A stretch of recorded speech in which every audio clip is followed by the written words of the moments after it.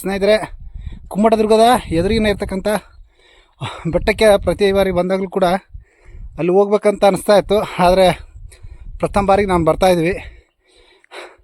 ಅದೇ ಕುಮಾರಮ್ಮ ದೇವಸ್ಥಾನ. ಅಲ್ಲಿ ನಿಂತ್ಕೊಂಡು ಈ ಬೆಟ್ಟ ನೋಡ್ತಾ ಇದ್ವಿ, ಯಾವಾಗ ಹತ್ತೀನೋ ಏನಂತ. ಇವತ್ತು ಅದು ಸಾಕಾರಗೊಳ್ತಾ ಇದೆ. ಬನ್ನಿ, ಇನ್ಯಾಕೆ ತಡ ಹತ್ತೋಣ.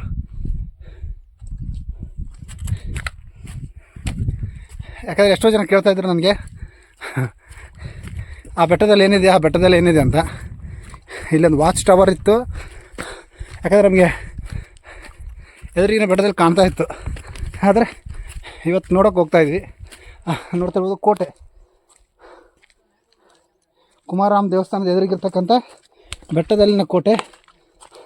ದೊಡ್ಡ ದೊಡ್ಡ ಬಂಡೆಗಳಿಂದ ಕಟ್ಟಿದ್ದಾರೆ.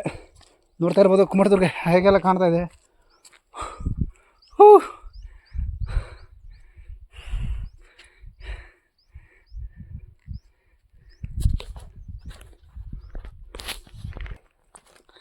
ನೋಡಿ, ಒಂದು ವಿಹಂಗಮ ನೋಟ ಕುಮಾರಮ್ಮ ಬೆಟ್ಟದ್ದು.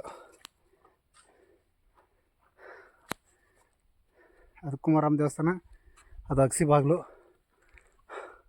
ಈ ಕಡೆ ಅರಮನೆಯ ಕಾವಲು ಗೋಪುರ. ಇದು ಅದರ ಎದುರಿಗೆ ಇರ್ತಕ್ಕಂಥ ಬೆಟ್ಟ.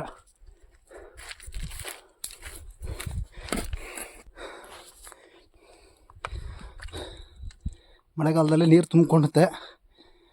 ಈಗ ಬೇಸಿಗೆ ಪ್ರಾರಂಭ ಇರುತ್ತೆ, ಉಳ್ಕೊಂಡಿದೆ. ನೀರು ಯಾವ ರೀತಿ ಹರಿದೋಗಿದೆ ನೋಡಿ, ಕೆಂಪು ಬಣ್ಣದ್ದು.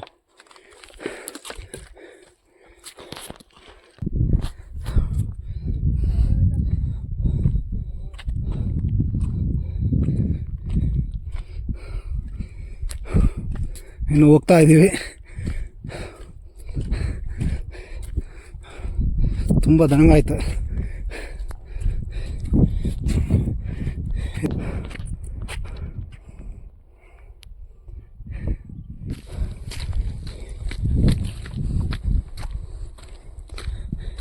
ಸ್ನೇಹಿತರೆ, ಇನ್ನೇನು ಹತ್ತೇ ಬಿಟ್ವಿ.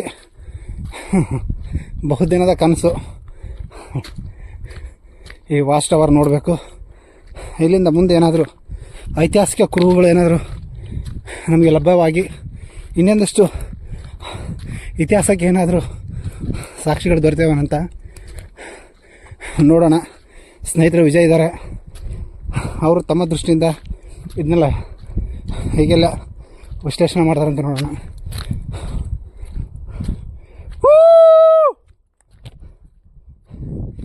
ನಮ್ದು ಹೇಳ್ಕಿರೋದೆ ಜಬ್ಬಲಗುಡ್ಡ ಗ್ರಾಮ ಹಾಗೂ ಸಾಲು ಸಾಲು ಬೆಟ್ಟಗಳ ಪರಿಸರ. ಒಂದೆರಡು ಮೈನಿಂಗ್ ಸಾಲುಗಳಿದ್ದಿದ್ರೆ ನಾವು ವಿಜಯನಗರದವ್ರ ಥರ ನಾವು ಶ್ರೀಮಂತರಾಗ್ತಾಯಿದ್ದೇವೆ ನಾವು.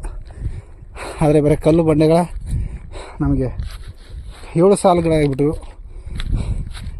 ಅದೇನಿರಲಿ ನೋಡಿ, ಇದು ಕುಮಾರಮ್ಮ ದೇವಸ್ಥಾನದ ಎದುರಿಗಿರ್ತಕ್ಕಂಥ ಬೆಟ್ಟದ ಮೇಲಿನ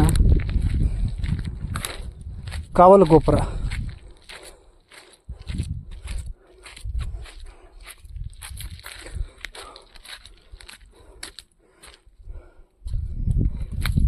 ಯಾಕಂದರೆ ಇದು ಅತ್ಯಂತ ಎತ್ತರ ಪ್ರದೇಶವಾಗಿರೋದ್ರಿಂದ ಶತ್ರು ಸೈನಿಕರು ಬರೋದನ್ನು ನೋಡೋದಕ್ಕೆ ಈ ಕಾವಲು ಗೋಪುರ ಬಳಕೆ ಆಗಿರೋದು. ಹಾಗೆ ಇಲ್ಲಿ ಜನವಸತಿ ಕೂಡ ಇತ್ತು ಅನ್ನೋದಕ್ಕೆ ಈ ಚಿಕ್ಕ ಪುಟ್ಟ ಕಲ್ಲುಗಳ ತಳಪಾಯಗಳನ್ನು ನೋಡ್ಬೋದು. ಇಲ್ಲೆಲ್ಲ ಕೂಡ ಇದ್ದುದು. ಬನ್ನಿ ಅದರ ಮೇಲೆ ಹತ್ತೋಣ. ಅಲ್ಲಿಂದ ಏನೆಲ್ಲ ಕಾಣುತ್ತೆ ಅಂತ ಒಮ್ಮೆ ವೀಕ್ಷಣೆ ಮಾಡೋಣ.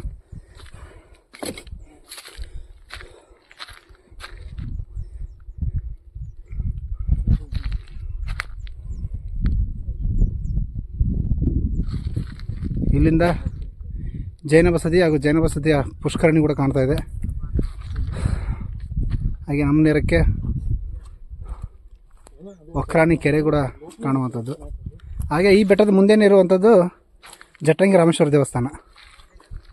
ಬನ್ನಿ ಅದ್ರ ಮೇಲೆ ಹತ್ತೆ ಒಂದಿಷ್ಟು ಮಾಹಿತಿಯನ್ನು ಕೊಡೋಣ.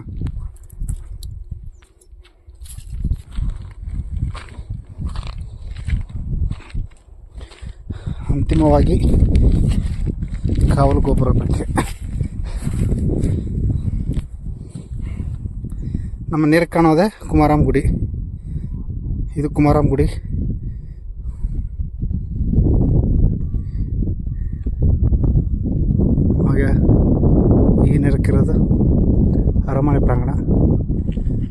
ಹಾಗೆ ಮುಂದೆ ಬಂದರೆ ಅಲ್ಲೊಂದು ಕುಳಿ ಕಾಣ್ತಾ ಇದೆಯಲ್ಲ, ಅದು ಬಂದುಬಿಟ್ಟು ಪುಷ್ಕರಣಿ, ಜೈನ ಬಸದಿಯ ಮುಂದೆ ಇರೋ ಪುಷ್ಕರಣಿ. ಎರಡು ಬೃಹತ್ ಬೆಟ್ಟಗಳ ನಡುವೆ ಕಂದಕ, ಅದು ಮುಂದೆ ನೀರು ತುಂಬಿಕೊಂಡ್ಬಿಟ್ಟು ಒಕ್ರಾಣಿ ಕೆರೆಯಾಗಿ ಮುಂದೆ ಅದು ಮುಕ್ಕೊಂಪಿ ಕೆರೆಯನ್ನು ಸೇರುವಂಥದ್ದು. ನೀವು ನೋಡ್ತೀರ, ಇದೇ ಮುಕ್ಕೊಂಪಿ ಕೆರೆ. ಆ ಮುಂದಕ್ಕೆ ನಮಗೆ ತಾಯಿ ದುರ್ಗಾ ಪರಮೇಶ್ವರಿಯ ಹೇಮಗುಡ್ಡ. ಬೇಸಿಗೆ ಆಗಿರೋದ್ರೆ ಅಷ್ಟಾಗಿ ಹಸಿರಾಗಿ ಕಾಣ್ತಾ ಇಲ್ಲ. ನಿಜಕ್ಕೂ ಇನ್ನೊಂದು ಬಾರಿ ಮಳೆಗಾಲದಲ್ಲಿ ಬಂದರೆ ಕಣ್ಣಿಗೆ ಹಬ್ಬದೂಟ ಅಂದರೆ ತಪ್ಪಾಗಲಿಕ್ಕಿಲ್ಲ.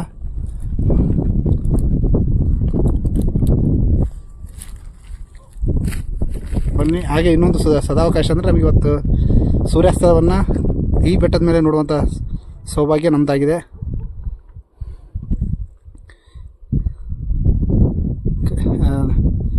ಇನ್ನು ಹೆಚ್ಚಿನ ಮುಂದಿನ ವಿಡಿಯೋದಲ್ಲಿ ತಿಳಿಸ್ಕೊಡ್ತೀನಿ.